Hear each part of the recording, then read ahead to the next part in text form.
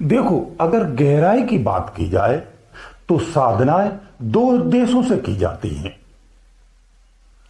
एक वो साधना होती है जो कुछ पाने के लिए की जाती है। एक वो साधना होती है जो खोने के लिए की जाती है। एक साधना करने से आपका सब कुछ खो जाता है, याद रखना, सब चला जाता है। एक साधना वो होती है जिसमें आपको सब कुछ मिल जाता है। वहां खोने की बात नहीं होती है। साधना दो ही रूपों में होती है, दो ही उद्देश्यों से की जाती है। अब जो पाने की साधना है, इसमें अनेक साधनाएं हो जाती हैं, अनेक धाराएं हैं, अनेक विधियां हैं।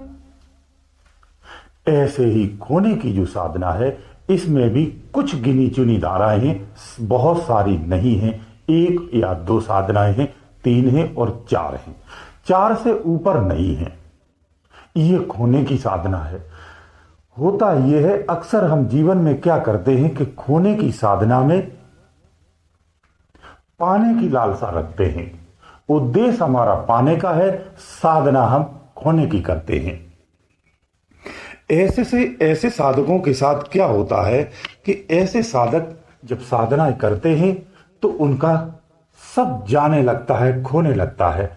फिर वो छटपटाते हैं, बड़बड़ाते हैं, हड़बड़ाते हैं और साधनाओं को छोड़ते हैं और फिर इन साधनाओं को व्यर्थ बताते हैं।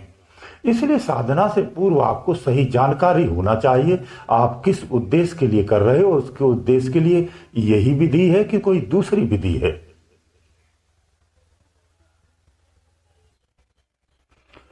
तो देखिए, ऐसा है, आप भी ये शब्द सुन के अचंभित हो गए होंगे कि ये क्या कहा जा रहा है। वास्तव में साधना दो ही होती है। एक साधना से सब कुछ खो जाता है, एक साधना से सब कुछ पाया जाता है।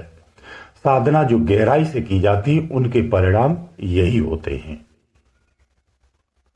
जब आप पाने की साधना करते हैं तो फिर वो ब्रह्म की साधना है, ऐसा जरूरी नहीं है।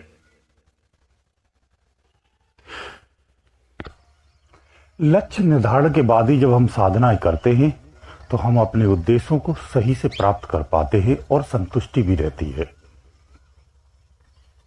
संतुष्टपूर्ण जो लक्ष्य होता है वही सफलता का आखिरी आयाम होता है। साधना खोने के लिए अगर आपको करनी है तो ये याद रखना, जो साधना आप खोने के लिए कर रहे हैं उसमें सब कुछ चला जाएगा, कुछ शेष नहीं रहता है। फिर आपको उसमें भय नहीं होना चाहिए, फिर शंका नहीं होना चाहिए, खो जाने का आपको गम नहीं होना चाहिए। ऐसे साधक बिरले होते हैं। ऐसे साधकों की संख्या बहुत बिरली होती है, भिन्न होती है। ऐसे साधक जब अपने लक्ष्य को तय कर लेते हैं तो सारा संसार त्याग देते हैं। होता ये है कि हम साधनाएं तो करते रहते हैं लेकिन संसार के सुखों को त्याग नहीं कर पाते हैं। संसार की समस्त सुखों का त्याग करना पड़ता है, संसार से पूर्ण रूप से उदार होना पड़ता है। जब हम इन सब चीजों से पूरी तरह से उदार हो जाते हैं तभी दूसरे क्षेत्र की उपलब्धियां हमें आसानी से प्राप्त होने लगती हैं। इसी को हम साधना की सफलता भी कहते हैं। तो ऐसा नहीं है कि आप इधर लड्डू भी खाते रहें और उधर की उपलब्धियां भी प्राप्त हो जाएं, क्योंकि संसार से उदार होना पड़ता है, संसार का त्याग करना पड़ता है, संसार की सारी गफलतों से बाहर होना पड़ता है। जब आप निज में स्थित होते हैं तभी निजता की बातों को जान पाते हैं। इसीलिए हम वर्षों बरसां तक साधना करते रहते और सफलता नहीं मिलती। उसका कारण भी यही होता है। हम अपने पुत्र की चिंताओं में हैं, हम अपने जमीन जायदाद घर मकान की चिंताओं में हैं, संसार की तमाम चिंताओं में, रिश्ते नातोदारों की चिंताओं में हैं, अपने दोस्त यारों की चिंताओं में हैं। आप सबका ख्याल रखते हैं, सबका ध्यान रखते हैं और भजन भी करते हैं। ख्याल सबका रखो, ये साधना नहीं कहती कि आप किसी का ख्याल न रखो, लेकिन सबका ख्याल रखते हुए अपने आप में स्थित होना सीखो। सबका ख्याल रखते हुए सबको अगर जहन में बसा लोगे तो फिर इस जहन में दूसरा कोई चीज नहीं आ सकती है।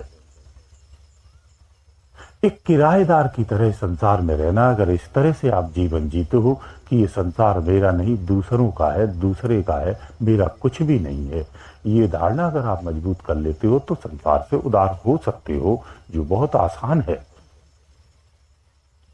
आप उतना ही संसार से इन्वॉल्व होना चाहिए जितनी आपकी आवश्यकता है।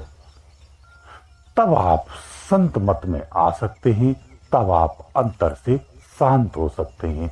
वास्तव में जो अंदर से शांत हो जाता है वही तो संत होता है। सारी चीजों से अपने आप को अंकुश कर लगा देता है।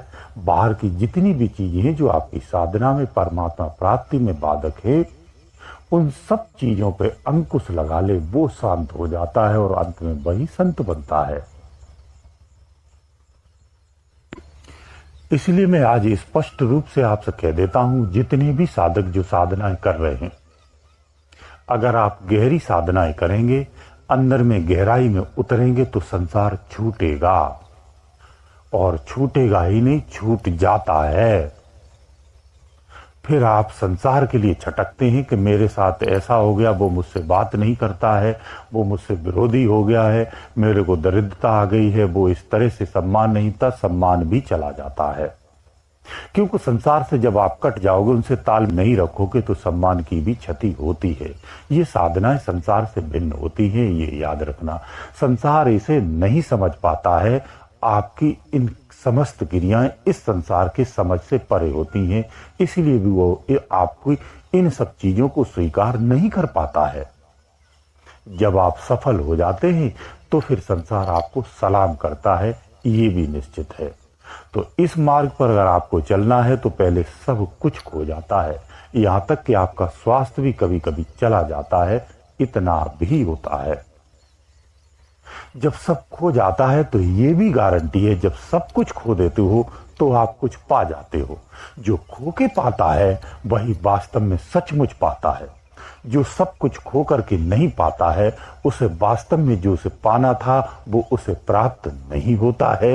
ये अटल सत्य है। जब सब कुछ खो करके आप पा जाते हो तो वो ऐसी वस्तु है, ऐसा पदार्थ है, या ऐसी सत्य है, या ऐसी दिशा है, या ऐसा स्थान है, या ऐसा पावर है।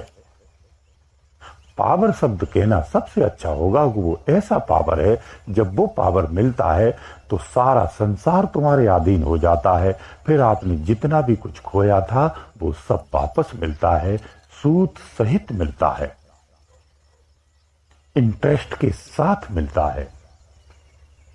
लेकिन पहले खोना सीखो। जो साधक साधना में प्रारंभ में खोना नहीं सीख पाता है, वो आगे बढ़ नहीं पाता है, अपनी उपलब्धियां प्राप्त नहीं कर पाता है। अक्सर कर हमारे साथ यही होता है कि हम साधनाएं तो करते हैं लेकिन संसार को नहीं छोड़ पाते हैं।